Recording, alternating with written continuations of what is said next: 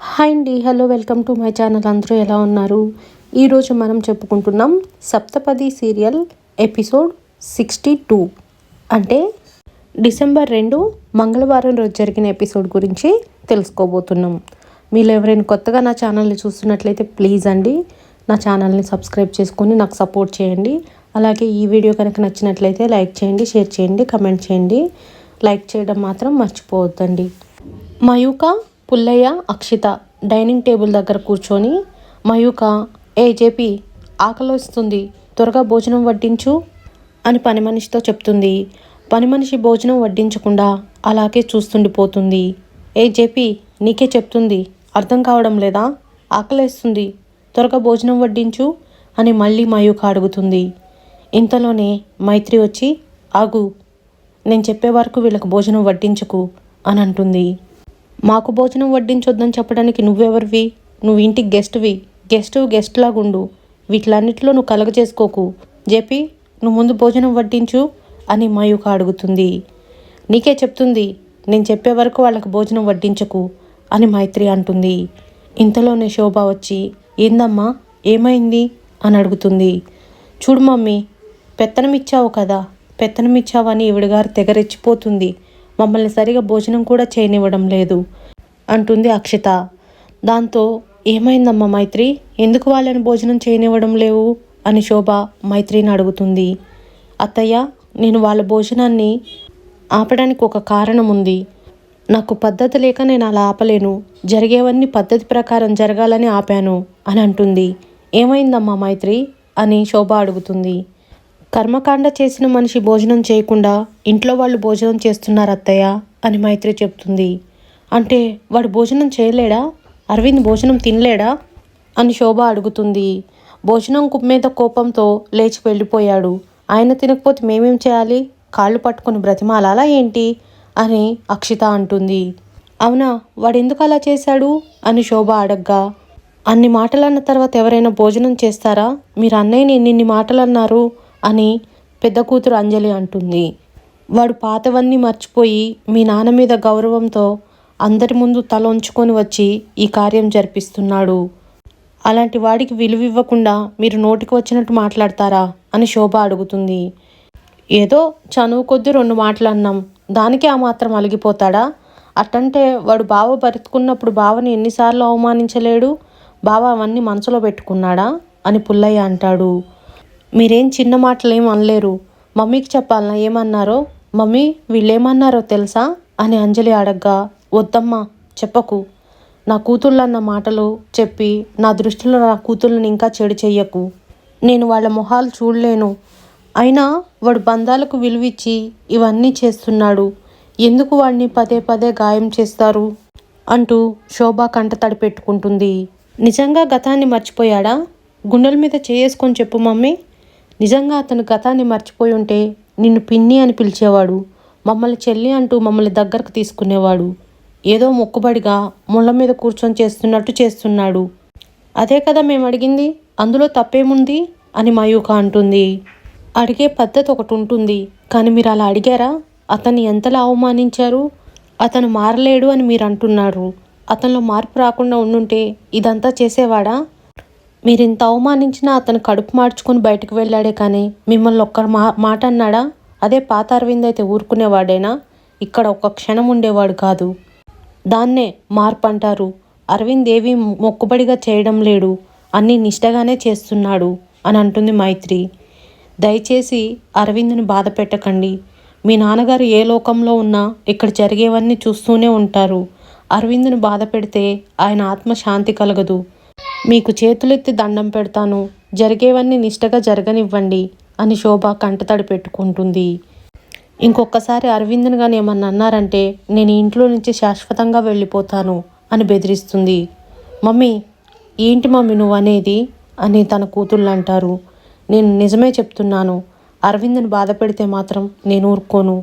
అది మీ నాన్నకి ఏమాత్రం ఇష్టం ఉండదు. నేను వెళ్ళి ఇప్పుడే అరవింద్ని భోజనానికి తీసుకొస్తాను అని అరవింద్ని పిలవడానికి బయటకు వెళ్తుంది శోభ. మైత్రి విషయంలో అక్షిత తప్పు పని చేసినప్పుడు దాని చెంప పగలకొట్టావు, నేను చాలా సంతోషించాను. అలాగే నీ విషయంలో నా కూతుళ్ళు ఏ తప్పు చేసినా క్షమించకు బాబు. అవసరమైతే వాళ్ళ చెంప పగలకొట్టు, నేనేమనుకోను. వాళ్ళనేవన్నీ నువ్వు భరించాల్సిన అవసరం లేదు. కావాలంటే వాళ్ళని క్రమశిక్షణలో పెట్టు. ఎందుకంటే వాళ్ళు నీ చెల్లెళ్ళు అని శోభ అరవింద్తో అంటుంది. నేను ఒప్పుకుంది ఇక్కడుంది కేవలం కర్మకాండ జరిపించడం కోసం మాత్రమే. ఇష్టం ఉన్నా ఇష్టం లేకపోయినా ఆయనకు నాకు రక్త సంబంధం ఉంది కాబట్టే తల వంచి ఈ కార్యక్రమం చేస్తున్నాను. ఇది కూడా కేవలం కొద్ది రోజులు మాత్రమే. ఆ తర్వాత మీరెవరో నేనెవరో, బంధాలు చెల్లెళ్ళు అంటూ నన్ను లేనిపోయిన ఊబిలో దించకండి. నన్ను మభ్యపెట్టి మోసం చేయకండి. కూలి పని చేసి డబ్బు సంపాదించుకునేవాడు కూడా ఎవరన్నా ఒక మాట అంటే పడడు. అలాంటిది మీ కూతుళ్ళు అన్నిన్ని మాటలంటే నేను ఎందుకు పడాలి? పడే అవసరం కూడా లేదు. అది నా మనస్తత్వం కాదు. పోయిన ఆయన ఆత్మ శాంతి కలగాలని నాకు ఇష్టం లేకపోయినా ఇక్కడుండి ప్రతి కార్యక్రమాన్ని నిష్టగా చేస్తున్నాను. అది కూడా నా మనసు చంపుకొని మరి. నన్ను చేసేవాడిని ప్రశాంతంగా చేయనీయకుండా నన్ను మాటలతో బాధ పెడుతూ రెచ్చగొడుతున్నారు. భరించాల్సిన అవసరం నాకు లేదు అంటాడు అరవింద్. బాబు, వాళ్ళేదో తెలుసో తెలియకో 4 మాటలు అన్నారు. వాళ్ళ తరఫున నేను నిన్ను క్షమాపణ అడుగుతున్నాను. నువ్వు నన్ను మీ అమ్మ స్థానంలో పెట్టుకోకపోయినా నా మాటకు గౌరవించి ఈ కార్యం చేస్తున్నావు. రా బాబు, కొంచెం అన్నం తిందువు అని శోభ పిలుస్తుంది. ఆ మనిషి నచ్చలేడని 25 ఏళ్ళు దూరం పెట్టినా, అలాంటిది 10 రోజులు తినకుండా ఉండలేనా? ఏం కాదు, నేను ఉండగలను. మీరేం టెన్షన్ పడకండి. జరగాల్సిన కార్యక్రమం నిష్టగా జరిపిస్తాను. పోయిన ఆయన ఆత్మ శాంతి చేకూరేలా చేస్తాను అంటాడు అరవింద్. అప్పుడే అంజలి వచ్చి, అన్నయ్య, నువ్వు భోజనం చేయకుండా ఉంటే పితృదేవతలు ఎలా ఆత్మశాంతి చేకూరుస్తారు? రా అన్నయ్య భోజనానికి. నువ్వు భోజనం చేయకుండా మేమెవరం తినకూడదు. నువ్వు భోజనం చేయకుండా ఉంటే మాకంత మంచిది కాదు. నాన్నకు నువ్వంటే ప్రాణం. నాన్న నువ్వు కలిసి హక్ చేసుకుంటే చూడాలని చాలా ఆశపడ్డాను. కానీ ఆ కోరిక తీరకుండానే నాన్న వెళ్ళిపోయారు. రా అన్నయ్య, నాన్న కోసమైనా సరే వచ్చి భోంచేయి అన్నయ్య. నువ్వు ఇప్పుడు భోజనం చేయలేవంటే నేను కూడా ఈ 10 రోజులు పస్తులుంటాను అని అంజలి అంటుంది. ఈ ఆప్యాయత చూస్తే నన్నెందుకో కట్టిపడేస్తుంది. చూడబోతే అంజలిని నా చెల్లెలు అనిపిస్తుంది అని అరవింద్ మనసులో అనుకుంటాడు. వస్తావు కదా అన్నయ్య, నువ్వు భోజనం చేస్తావు కదా అని అంజలి అడుగుతుంది. అని అరవింద్ తల ఊపుతాడు. దాంతో అంజలి సంతోషిస్తుంది. శోభ కూడా సంతోషిస్తుంది. అలా అరవింద్ని అంజలి చేయి పట్టుకొని డైనింగ్ టేబుల్ దగ్గరకు తీసుకెళ్తుంది. అరవింద్ని చూసి మైత్రి, వీళ్ళందరూ నీతో కలిసి భోజనం చేయడానికి వెయిట్ చేస్తున్నారు. కూర్చో అరవింద్ అంటుంది. డైనింగ్ టేబుల్ దగ్గర అరవింద్ కోసం వేసిన చైర్ని పట్టుకొని అరవింద్ నిమురుతూ ఉంటాడు. అది చూసి శోభ కళ్ళల్లో నీళ్లు తెచ్చుకుంటుంది. అలా అరవింద్, నేను ఇక్కడ కూర్చోవచ్చా అని శోభని అడుగుతాడు. కొన్నేళ్లుగా ఆ కుర్చీ నీ కోసం వెయిట్ చేస్తుంది, కూర్చో బాబు అని శోభ అంటుంది. అదేంటి అత్తయ్య, కొన్నేళ్లుగా ఆ కుర్చీ అరవింద్ కోసం వెయిట్ చేయడం ఏంటి అని మైత్రి అడుగుతుంది. మీ మావయ్య అరవింద్ ఏదో ఒక రోజు ఇంటికి వస్తాడు, తనతో కలిసి కూర్చొని భోజనం చేస్తాడని ఆ కుర్చీ వేయించాడమ్మా అని శోభ అనగానే, అవును డాడీ ఆ కుర్చీలో ఎవరిని కూర్చొనిచ్చేవాళ్ళు కాదు. కన్న కూతుళ్ళమైన మమ్మల్ని కూడా కూర్చొనివ్వలేరు. ఒకరోజు పొరపాటున మావయ్య ఆ కుర్చీలో కూర్చున్నందుకు మావయ్య చెంప పగలగొట్టాడు అని అంజలి చెప్తుంది. అంటే అరవింద్ వస్తాడని మావయ్యకు ముందే తెలుసా అని మైత్రి అడుగుతుంది. ఆ నమ్మకమేనమ్మా ఆయన్ని ఇన్నాళ్లుగా బతికించింది. ఆ నమ్మకమే అరవింద్ వెనుక పట్టు వదలకుండా తిరిగేలా చేసింది. మొత్తానికి ఆయన అనుకున్నట్టుగానే ఆ నమ్మకం మీదనే అరవింద్ ఇంటికి వచ్చాడు. కానీ చూసుకోవడానికే ఆయన లేరు అంటూ శోభ కంటతడి పెట్టుకుంటూ ఉంటుంది. ఆమెను చూసి అరవింద్ బాధపడతాడు.